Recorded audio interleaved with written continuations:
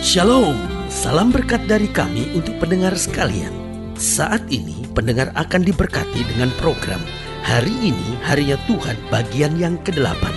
Sebuah program rohani tentang doktrin Alkitab yang menolong kita untuk semakin tertanam dalam kebenaran firman dan bertumbuh dalam kemuliaan. Bersama hambanya, Pendeta Gilbert Lumwendong, STH. Banyak orang merasa doktrin Alkitab sebagai sesuatu yang membingungkan. Tetapi tahukah saudara bahwa doktrin Alkitab intinya adalah memahami Alkitab dengan benar, dengan pemahaman yang sistematis, sehingga kita terus dapat tertanam di dalam kebenaran firman, sehingga kita terus bertumbuh di dalam kemuliaan Allah. Buka hati saudara sekalian untuk menerima berkat-berkat firman-Nya hari ini. Ketika kita menjadi murid Kristus, maka kita mendapat anugerah yang luar biasa, bahwa kita dijaga, dilindungi Tuhan seperti biji matanya Tuhan. Waduh, ini kan hal yang sangat luar biasa, karena salah satu bagian sensitif dalam hidup manusia yang paling dijaga, paling diperhatikan adalah biji mata kita. Nah, saudaraku yang kasih dalam Tuhan, ketika Alkitab berkata kita biji mata Tuhan, maka benar apa yang Alkitab berkata, satu tas rambutmu pun tidak akan jatuh ke tanah tanpa seizin Tuhan. Bahkan Alkitab berkata tidak ada kekuatan musuh yang akan membahayakan hidup kita. Itu sebabnya saudaraku yang kasih dalam Tuhan, hidup Kristen bukan gak ada masalah, hidup Kristen bukan gak ada persoalan, tapi hidup Kristen gak ada stres. Kenapa tidak ada stres? Karena penjagaan Tuhan begitu luar biasa. Kita dijaga seperti biji matanya Tuhan. Nah, saudaraku yang kasih dalam Tuhan, apa artinya kita dijaga seperti biji matanya Tuhan? Yang pertama, ini bukti bahwa Dia begitu mengasihi kita. Oh, saudaraku yang kasih dalam Tuhan, Dia adalah Tuhan yang mengasihi kita. Dia bukan hanya mengasihi kita dengan perkataan, Dia bukan hanya mengasihi kita dengan konsep-konsep yang hebat, tapi Dia mengasihi kita dengan bukti yang nyata. Dia jaga kita seperti biji matanya sendiri. Artinya kita dalam perlindungan yang sempurna, kita dalam perlindungan yang luar biasa. Tidak ada alasan untuk kita takut dan khawatir. Karena itu selalu saya katakan, orang-orang yang takut dan khawatir adalah orang-orang yang menghina Tuhan. Karena Dia begitu mengasihi kita, Dia tempatkan kita dalam posisi yang sangat luar biasa. Kita menjadi biji matanya Tuhan. Nah, karena kita biji matanya Tuhan dan Dia mengasihi kita, sudah sepantasnya kita berkata, Tuhan, hidupku hanya kuserahkan bagimu.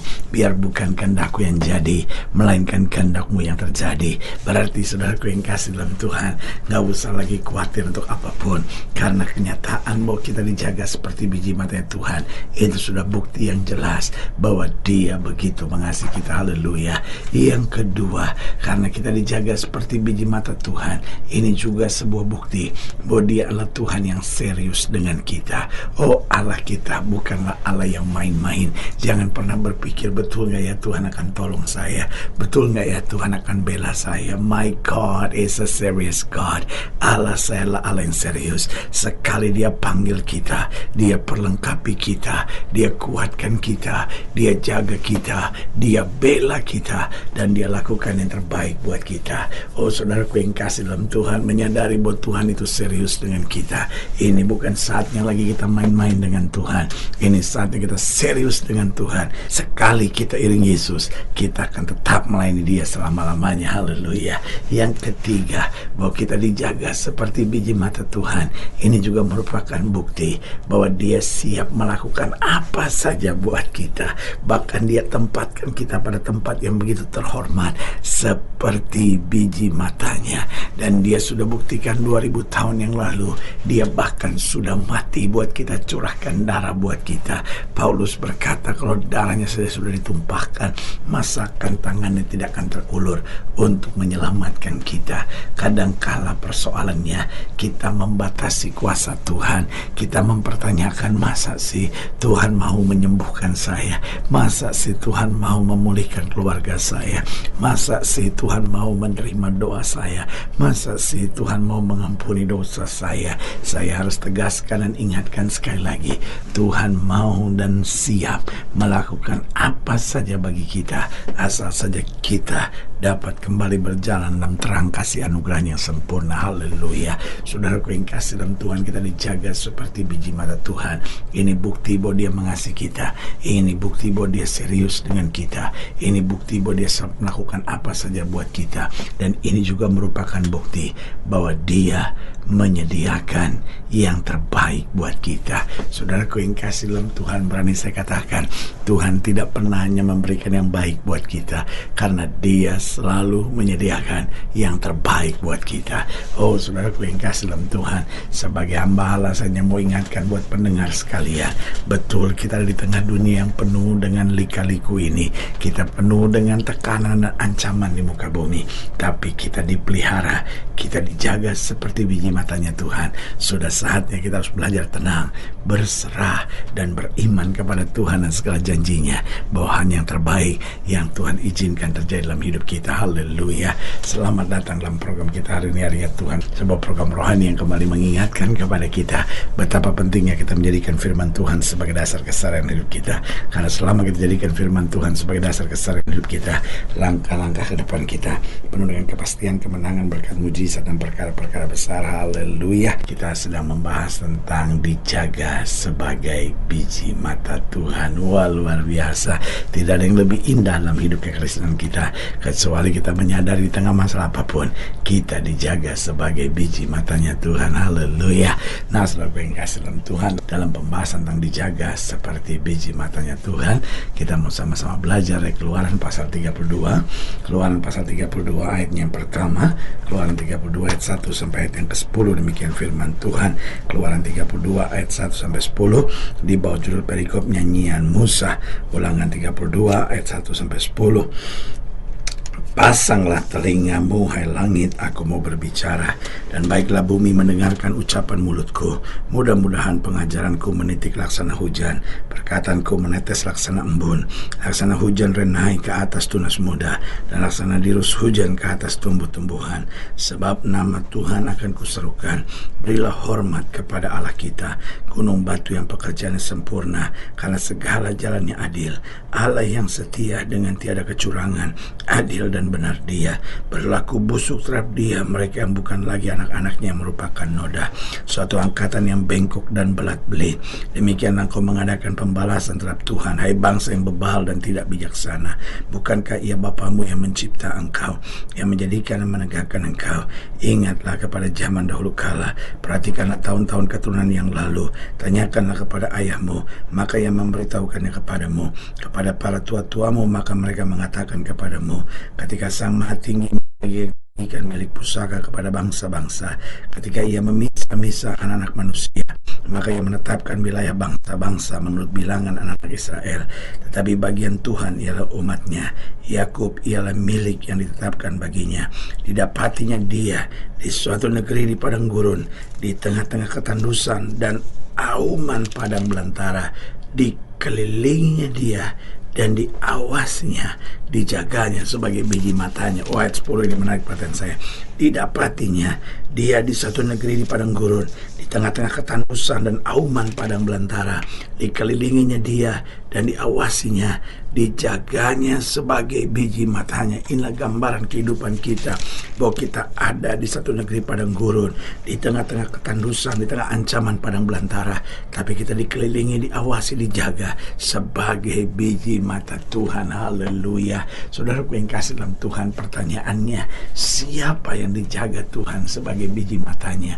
Yang pertama, orang-orang yang sudah bertobat dan menjadi pelaku firman, orang-orang yang sudah lahir baru. Artinya bukan hanya Kristen, bukan hanya sekedar oh ya saya kan punya agama, oh ya kan saya percaya Yesus. Apa artinya kita percaya Yesus tapi kalau kita tak berzina? Apa artinya kita percaya Yesus tapi juga percaya kuasa-kuasa kegelapan? Apa artinya kita percaya Yesus tapi hidup kita sebetulnya bikin malu nama Yesus? Sebagai hamba Allah saya mau bilang, yang dijaga sebagai biji matanya Allah adalah orang yang mau sungguh-sungguh bertobat dan siap menjadi pelaku firman. Karena dengan bertobat dan siap siap menjadi pelaku firman, maka Roh Kudus akan memampukan kita.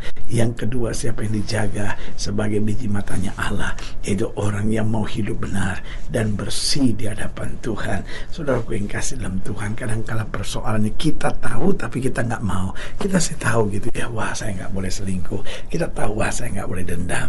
Wah saya tahu saya nggak boleh balas yang jahat dengan yang jahat. Kita tahu tapi kita nggak mau. Tetapi siapa yang dijaga sebagai biji matanya Allah? Orang yang mau untuk hidup benar dan bersih di hadapan Tuhan. Yang ketiga, siapa yang dijaga sebagai biji matanya Allah adalah orang yang menolak kompromi terhadap dosa.